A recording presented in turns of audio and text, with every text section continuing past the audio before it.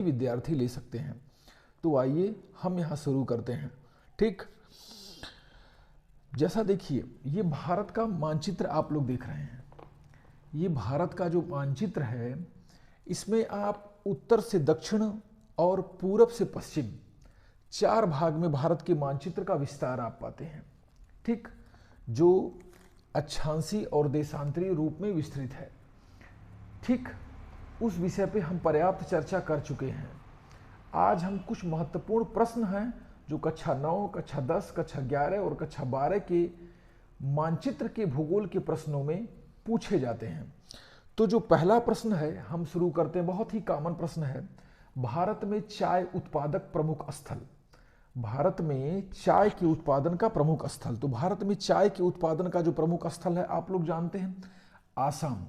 जो असम राज्य है, देखिए भारत के उत्तर पूर्वी क्षेत्रों में जो सबसे प्रमुख राज्य है असम राज्य है। इस राज्य से सबसे प्रमुख नदी गुजरती है जिसे बोलते हैं ब्रह्मपुत्र नदी। ठीक, इस राज्य की राजधानी है दिसपुर। तो असम राज्य जो है ये राज्य भारत का प्रमुख चाय उत्पादक क्षेत्र है।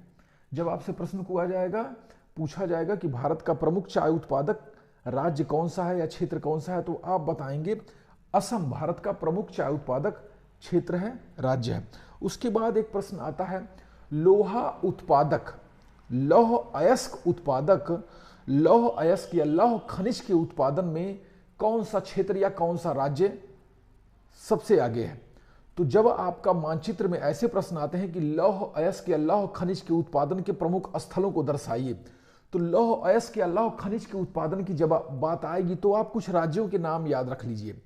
पहला देखिए कर्नाटक है, दूसरा आपका उड़ीसा है, तीसरा छत्तीसगढ़ है, चौथा गोवा है और उसके बाद पांचवा स्थान आपका मध्य प्रदेश का आ जाता है। ये प्रमुख स्थल हैं जो लौह अयस्क के उत्पादन के लिए प्रसिद्ध हैं। फिलहाल हमें लौह अयस्क के उत्पादन के 2 प्रमुख स्थानों का नाम बताना है। तो हम देखिए यहाँ पे आप देख रहे हैं ये उड़ीसा राज्य है, ये उड़ीसा राज्य है। उड़ीसा राज्य की राजधानी भुवनेश्वर है। उड़ीसा भारत के पूर्वी तट पे स्थित राज्य है। इस राज्य की सबसे प्रमुख नदी महानदी है जिसपे हीराकुंड बांध बना हुआ है। तो हम बात कर रहे हैं उड़ीसा राज्य की। उड़ीसा राज्य में 2 प्रमुख स्थल हैं, एक मयूरभंज, मयूरभंज नाम का जो स्थान है जहां पे लौह खनिज प्राप्त किए जाते हैं लौह अयस्क के रूप में, दूसरा है मयूरभंज हो गया। और उसके बाद जो है जो दूसरे स्थल का नाम है अभी यहाँ पे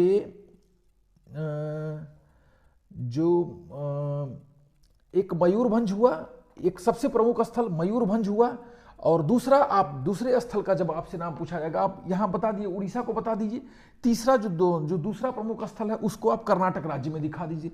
तो कर्नाटक में मंगलौर नाम का जो स्थल है, कर्नाटक राज्य में, कर्नाटक ये भारत का कर्नाटक है, राजधानी इसकी बेंगलुरु है और ये भारत के पश्चिमी तट पे स्थित है। ये भारत के पश्चिमी तट पे स्थित है। यहाँ पे इसका जो मंगलौर नाम का क्षेत्र है और कुद्रेमुख नाम का 2 क्षेत्र है, ये 2 क्षेत्र कर्नाटक में पाए जाते हैं। उड़ीसा में हमने मयूरभंज का नाम ले लिया और कर्नाटक में हम कुद्रेमुख और मंगलौर, ये 2 स्थल हैं जो लौह खनिज के उत्पादन के लिए प्रमुख हैं। उसके बाद हम आते हैं लोहा इस्पात संयंत्र। बहुत कॉमन सा प्रश्न है, हर परीक्षा में पूछा जा रहा है। लोहा इस्पात संयंत्र को आप नक्शे में बताइए। तो प्रमुख लोहा इस्पात संयंत्र का जब आपसे पूछा जाता है तो सबसे ज्यादा प्रमुख लोहा इस्पात संयंत्र है वो देखिए ये छत्तीसगढ़ राज्य है। छत्तीसगढ़ राज्य में भिलाई नाम की जो जगह है, छत्तीसगढ़ राज्य में जब हम रायपुर में आते हैं तो यहीं पे रायपुर और दुर्ग के बीच में एक जगह है भिलाई। तो यहाँ पे है भिलाई स्टील प्लांट जिसे बोलते हैं बीएसपी, भिलाई स्टील प्लांट नाम का ये लोहा इस्पात का प्रमुख संयंत्र है। ठीक, इसके बगल में ये उड़ीसा है। तो उड़ीसा राज्य में राउरकेला नाम के स्थान पे राउरकेला इस्पात संयंत्र। ठीक, उसके बाद झारखंड में जब हम आ जाते हैं तो झारखंड में जमशेदपुर लोहा इस्पात संयंत्र, ये निजी क्षेत्र का संयंत्र है और ये दोनों संयंत्र हमने बताया भिलाई स्टील प्लांट और राउरकेला स्टील प्लांट, ये दोनों सार्वजनिक क्षेत्र के यानी सरकारी क्षेत्र के ये लौह अयस्क जो है लोहा इस्पात संयंत्र हैं। उसके बाद एक प्रश्न आता है पश्चिमी रेलवे कि दो प्रमुख स्टेशन का नाम बताइए। तो आपको पता होना चाहिए ये पूर्वी भाग है, ये पश्चिमी भाग है। पश्चिमी रेलवे के दो प्रमुख स्टेशनों की जब हम बात करते हैं तो देखिए ये पश्चिम का भाग है ना, तो पश्चिम में दो प्रमुख स्टेशन का नाम देखिए, सबसे प्रमुख स्टेशन मुंबई हो गया, सबसे प्रमुख स्टेशन हो गया मुंबई। और दूसरा सबसे प्रमुख स्टेशन आप दिखा देंगे, दूसरा प्रमुख दिखा देंगे आप जो है वडोदरा को, वडोदरा को दूसरा प्रमुख स्टेशन के रूप में आप दिखा देंगे, क्योंकि ये बड़े स्टेशन भी हैं और पश्चिमी तट पे के नजदीक में स्थित ये स्टेशन है। उसके बाद आपका प्रश्न बनता है अरब सागर में गिरने वाली नदियां। जब अरब सागर में गिरने वाली नदियों की बात की जाती है तो देखिए ये है आपका बंगाल की खाड़ी और ये है आपका अरब सागर। अरब सागर में गिरने वाली नदियों की जब बात की जाती है तो हम यहां देखेंगे जो सर्वाधिक प्रमुख नदियां हैं वो नर्मदा और ताप्ती हैं। ये नर्मदा और ताप्ती नदियां हैं जो अरब सागर में गिरती हैं, जो अरब सागर में गिरती हैं, जिसमें नर्मदा सर्वाधिक प्रमुख नदी है। ये नदी जो है अमरकंटक से निकलती है, अमरकंटक पर्वत से निकलती है। ठीक, ये मध्य प्रदेश में अंबिकापुर नाम का एक स्थान है, वहां पे अमरकंटक नाम का एक पर्वत है। उसी अमरकंटक पर्वत से 3 नदियां निकलती हैं। एक नदी जो पश्चिम की तरफ आती है, एक नदी जो पश्चिम की तरफ आती है ये हो गई, और एक नदी जो उत्तर की तरफ जाती है उसे सोन नदी बोलते हैं, और एक नदी जो पूरब की तरफ जाती है उसे महानदी बोलते हैं। तो इस अमरकंटक पर्वत से 3 नदियां निकलती हैं। तो इसमें जो पश्चिम की तरफ से निकलने वाली नदी है उसका नाम है नर्मदा, जो सर्वाधिक प्रमुख नदी है, जो इन बहुतों मध्य प्रदेश और गुजरात राज्यों में एक जीवन रेखा का काम करती है। ये नदी अरब सागर में गिरती है। ठीक, तो ये अरब सागर में। दूसरी नदी का नाम हमने दिया ताप्ती, ताप्ती नदी। ये नदी भी पश्चिम जो है पश्चिम में अरब सागर में गिरती है। अच्छा, ये दोनों नदियां एक पर्टिकुलर खाड़ी में गिरती हैं। गुजरात में एक खंभात की खाड़ी है। देखिए ये गुजरात राज्य है ना, तो गुजरात राज्य में ये जो कटा वाला हिस्सा है जो समुद्र जिसमें समुद्री जल है, इस वाले हिस्से को खंभात की खाड़ी कहते हैं। इसी खंभात की खाड़ी में नर्मदा और ताप्ती नदियां आके गिरती हैं। तो प्रश्न था कि पश्चिम में जो अरब सागर में गिरने वाली नदियों का नाम, तो अरब सागर में गिरने वाली 2 सर्वाधिक प्रमुख नदियां का नाम हमने बताया आपको, एक नर्मदा है और एक ताप्ती है। अब अगला प्रश्न हम आप यहां देखेंगे। देखिए ये बहुत कॉमन से प्रश्न हैं जो सारी परीक्षाओं में पूछे जाते हैं। सबसे कम जनसंख्या घनत्व वाला राज्य, ऐसा राज्य जिस राज्य में जनसंख्या का घनत्व सबसे कम है, तो हम उसका आंसर हमको पता है अरुणाचल प्रदेश। ये अरुणाचल प्रदेश जो भारत का सुदूरवर्ती पूर्वी राज्य है, भारत को ये सूर्योदय की धरती बोला, तो सबसे पहले भारत में सूर्योदय कहां होता है? अरुणाचल प्रदेश में। ठीक ना, अरुणाचल प्रदेश में। ठीक, ये हो गया। अरुणाचल प्रदेश की राजधानी ईटानगर है। ठीक, अरुणाचल प्रदेश के ही रास्ते भारत में ब्रह्मपुत्र नदी प्रवेश करती है। अरुणाचल प्रदेश के ही रास्ते भारत में ब्रह्मपुत्र नदी प्रवेश करती है और असम में ब्रह्मपुत्र कहलाती है। और फिर बांग्लादेश में वो जमुना के नाम से प्रवेश करती है और गंगा नदी पद्मा के नाम से मिलती है। दोनों मेघना के नाम से सुंदरबन का महान डेल्टा बनाती हैं। खैर वो बात की बात है। प्रश्न उठता है भारत में जो सबसे कम जनसंख्या घनत्व वाली राज्य है वो है अरुणाचल प्रदेश। दूसरा प्रश्न आपका बनता है कहवा, भारत में कहवा का उत्पादन किस राज्य में सर्वाधिक है? कहवे के उत्पादन में सबसे आगे रहने वाला राज्य कौन सा है? तो वो है कर्नाटक। ये देखिए ये कर्नाटक राज्य है। ये कर्नाटक राज्य जो है ये कहवे का सर्वाधिक उत्पादन करने वाला राज्य है। दूसरा प्रश्न बनता है असम में स्थित एक अंतर्राष्ट्रीय हवाई अड्डा। असम राज्य में, आपको पता है ये असम राज्य है, तो असम राज्य में स्थित जो है अंतर्राष्ट्रीय हवाई अड्डा, तो आपको पता है कि असम राज्य में जो असम की राजधानी है वो दिसपुर है, लेकिन जो उसका सबसे ज्यादा राजनीतिक व्यापारिक जो प्रमुख केंद्र है वो गुवाहाटी है। तो गुवाहाटी में अंतर्राष्ट्रीय हवाई अड्डा है। असम के गुवाहाटी में अंतर्राष्ट्रीय हवाई अड्डा है। ये असम राज्य है, ये गुवाहाटी है। ठीक, उसके बाद आते हैं दूसरा प्रश्न, चावल के उत्पादन में भारत का अग्रणी राज्य कौन सा राज्य है जिसमें सर्वाधिक चावल का उत्पादन होता है? तो आपको बता दें भारत का जो पश्चिम बंगाल राज्य है, देखिए ये जो पश्चिम बंगाल राज्य है, इसी पश्चिम बंगाल राज्य में ही गंगा नदी आके हुगली नदी में मिलते हुए और फिर इसी रास्ते होते हुए ये बांग्लादेश में प्रवेश कर जाती है। और पश्चिम बंगाल की राजधानी क्या है? कोलकाता है। ठीक, पश्चिम बंगाल की राजधानी कोलकाता है। और ये जो है यहां पे आप ध्यान देंगे कि जब आपसे प्रश्न पूछा जा रहा है कि चावल के उत्पादन में सर्वाधिक अग्रणी राज्य, तो आप यहां पश्चिम बंगाल को लगाएंगे। आपसे पूछा था जूट उत्पादक प्रमुख राज्य, तो जूट के उत्पादन का भी यह प्रमुख राज्य है। कौन सा? पश्चिम बंगाल। अगले प्रश्न पे हम आते हैं कि गुजरात में स्थित सॉफ्टवेयर प्रौद्योगिकी का प्रमुख केंद्र। गुजरात का ऐसा कौन सा राज्य जिला है जो सॉफ्टवेयर की प्रौद्योगिकी में बहुत आगे है? तो आपको उसका आंसर है सूरत। गुजरात में, ये गुजरात राज्य है, गुजरात राज्य में जो सूरत है ये सॉफ्टवेयर के प्रौद्योगिकी में सबसे आगे रहने वाला जिला है। ठीक, उसके बाद ये हो गया। फिर आता है प्रश्न, सर्वाधिक जनसंख्या घनत्व वाला राज्य, सबसे ज्यादा जनसंख्या घनत्व वाला राज्य कौन सा है? तो सबसे ज्यादा जनसंख्या घनत्व वाला राज्य है बिहार। बिहार में लगभग 1100 लोग पर किलोमीटर पे रह रहे हैं। आप ये जानिए, ये भारत में सबसे ज्यादा जनसंख्या घनत्व वाला राज्य है। उसके बाद आ जाते हैं, बिहार को आपने देख लिया। बिहार के राज्य से, बिहार से ही ये गंगा नदी बिहार राज्य से होके हुए बहती है। बिहार की राजधानी पटना है जो गंगा नदी के तट पे स्थित है। ठीक, उसके बाद हम देखेंगे कि सबसे जो है सर्वाधिक जनसंख्या घनत्व वाला राज्य हो गया, सबसे अधिक जनसंख्या घनत्व वाला राज्य, ये दोनों प्रश्न एक ही हैं, ये भी एक ही तरीके से आ गए हैं। भारत में पेट्रोकेमिकल उद्योग का प्रमुख केंद्र। एक अगला प्रश्न है पेट्रोकेमिकल। पेट्रोकेमिकल का मतलब पहले समझो। देखो, जब जमीन से खनिज तेल का उत्पादन किया जाता है तो उस खनिज तेल के साथ बहुत सारे और भी पदार्थ प्राप्त होते हैं। उन पदार्थों को जब हम साफ करके यानी शोधित करके शुद्ध खनिज तेल प्राप्त करते हैं तो उसके शोधन की प्रक्रिया से और भी बहुत सारे उत्पाद बनते हैं। उन सारे उत्पाद को बोलते हैं पेट्रोकेमिकल्स। तो भारत में पेट्रोकेमिकल्स का जो प्रमुख केंद्र है वो कहां पे है?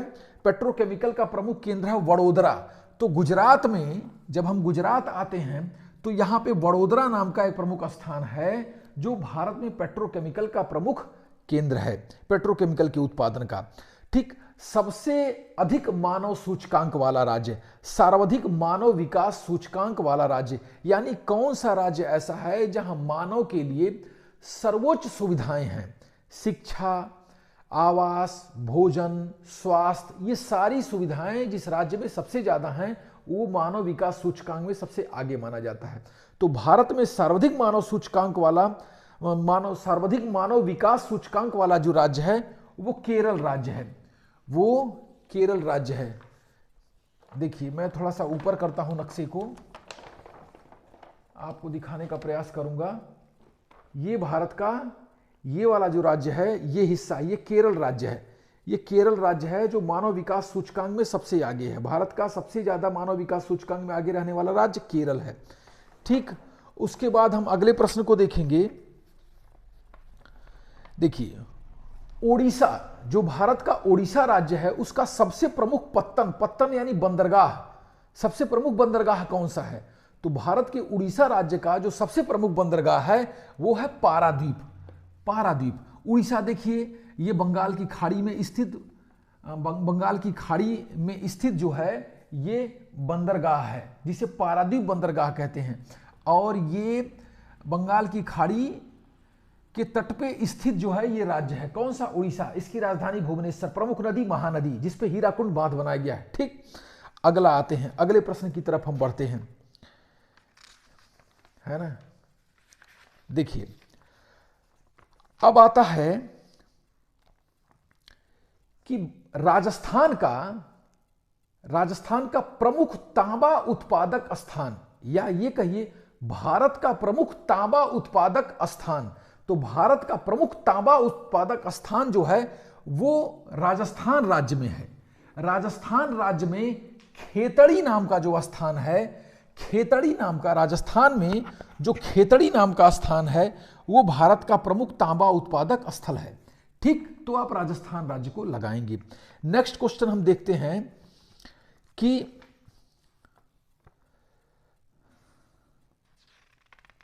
उत्तर भारत की सबसे प्रमुख नदी।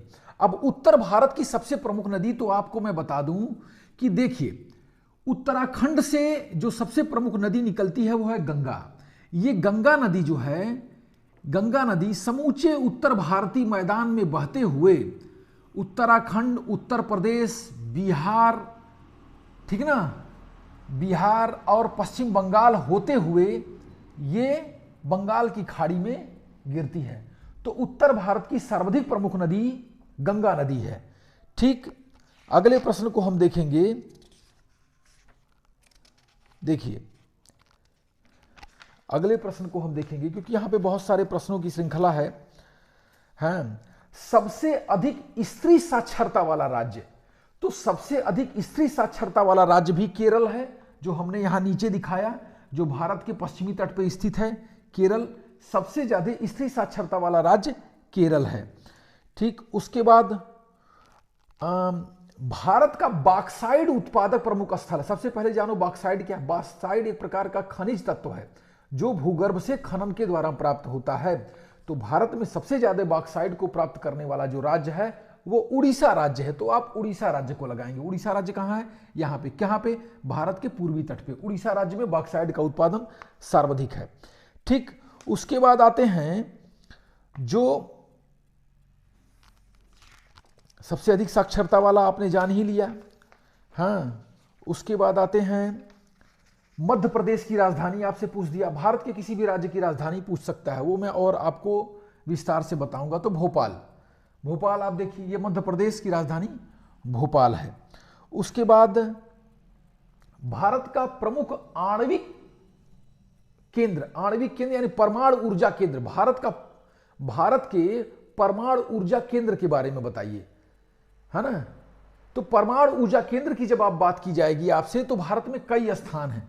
आप उत्तर प्रदेश में आइएगा। उत्तर प्रदेश में एक जगह है नरौरा। उत्तर प्रदेश में एक जगह है नरौरा। ये नरौरा भारत में परमाणु ऊर्जा का प्रमुख केंद्र है। ठीक, उसके बाद है रावतभाटा, गुजरात आ जाएंगे। कुन्नकुलम तमिलनाडु आ जाएंगे। तारापुर महाराष्ट्र में आ जाएंगे। ऐसे ऐसे करके भारत में बहुत सारे परमाणु ऊर्जा के केंद्र हैं। उस पर मैं फिर एक बार विस्तार से वीडियो लेके आऊंगा। ठीक, और उसके बाद जो है कुछ आप भी अपने कमेंट के माध्यम से हमसे प्रश्न पूछ सकते हैं, जिस चीज को आपको समझने में दिक्कत हो रही। भारत का कपास उत्पादक प्रमुख राज्य, किस राज्य में कपास का सर्वाधिक उत्पादन होता है। तो देखिए, ये गुजरात राज्य है और ये महाराष्ट्र राज्य है। ये दोनों राज्य जो है काली मिट्टी के प्रमुख क्षेत्र हैं। कपास के लिए काली मिट्टी सबसे उपयोगी मानी जाती है। तो यहां पे काली मिट्टी का क्षेत्र होने के चलते इन दोनों राज्य में कपास का उत्पादन सर्वाधिक होता है। तो मैप में आप इन दोनों चीज को इंगित करिएगा। उसके बाद आते हैं यमुना नदी के किनारे बसा हुआ स्थान। यमुना नदी के किनारे बसा हुआ स्थान, तो जैसा कि आप लोगों को बता दें, जो भारत की राजधानी नई दिल्ली है, ये यमुना नदी के किनारे ही स्थित है। तो भारत की राजधानी नई दिल्ली कहां है, यहां देखिए, एकदम बीचों बीच में आ जाइए। ये भारत का दिल यानी दिल्ली। तो दिल्ली जो है ये यमुना नदी के तट पे स्थित है। दिल्ली यमुना नदी के तट पे स्थित है। उसके बाद आ जाते हैं तमिलनाडु। तमिलनाडु राज्य का प्रमुख पत्तन, तमिलनाडु राज्य का प्रमुख बंदरगाह कौन सा है। तो यहां पे हमें थोड़ा सा समझना पड़ेगा। तमिलनाडु राज्य का प्रमुख पत्तन, तो जब हम यहां आएंगे तो ये देख रहे हैं, ये तमिलनाडु राज्य है। तमिलनाडु राज्य का जो प्रमुख पत्तन है वो चेन्नई है। तमिलनाडु राज्य का प्रमुख जो है पत्तन यानी बंदरगाह चेन्नई है। तमिलनाडु की राजधानी भी चेन्नई है। तमिलनाडु का की राजधानी चेन्नई है। इसका पुराना नाम मद्रास था। ठीक, तो ये हो गया। अब जो है, जो सारे प्रश्न हमको दिख रहे हैं वो रिपीटेड हैं। ज्यादातर प्रश्न रिपीटेड हैं। क्षेत्रफल की दृष्टि से भारत का सबसे बड़ा राज्य, क्षेत्रफल की दृष्टि से भारत का सबसे बड़ा राज्य राजस्थान है। ठीक, उसके बाद आंध्र प्रदेश का प्रमुख बंदरगाह, तो ये आंध्र प्रदेश राज्य है। आंध्र प्रदेश का सबसे बड़ा बंदरगाह विशाखापत्तनम है। आंध्र प्रदेश का सबसे बड़ा बंदरगाह ये आंध्र प्रदेश है। ठीक, जिसकी राजधानी हैदराबाद है और इसका सबसे बड़ा बंदरगाह जो है विशाखापत्तनम में है, जो बंगाल की खाड़ी में स्थित है। उसके बाद आ जाते हैं, उसके बाद जो प्रश्न है वो सारे रिपीटेड प्रश्न हैं। मैं चाहूंगा कि आप इन प्रश्नों को अच्छे से पढ़ें, समझें। मेरी तरफ से कुछ प्रश्न मैं आपको दे रहा हूं, आप उसका जवाब हमें कमेंट के माध्यम से देंगे। जो पहला प्रश्न मैं पूछ रहा हूं, भारत का सबसे ज्यादा जनसंख्या वाला राज्य कौन सा है? कमेंट के माध्यम से आप जवाब देंगे। भारत की सबसे लंबी नदी कौन सी है? कमेंट के माध्यम से आप जवाब देंगे। भारत का सबसे बड़ा खनिज तेल के उत्पादन का स्थल कौन सा है? और भारत में जो परमाणु ऊर्जा का प्रथम केंद्र है वो कहां पे है? इसका इन सारे प्रश्नों का जवाब आप कमेंट के माध्यम से देंगे। इसके अलावा भी अगर जो कोई और प्रश्न आपको पूछना या जानना है तो आप कमेंट के माध्यम से पूछ सकते हैं। ठीक, अब ये श्रृंखला ऐसे ही चलेगी। ढेर सारी शुभकामनाएं हैं आपके लिए। Good night and good luck.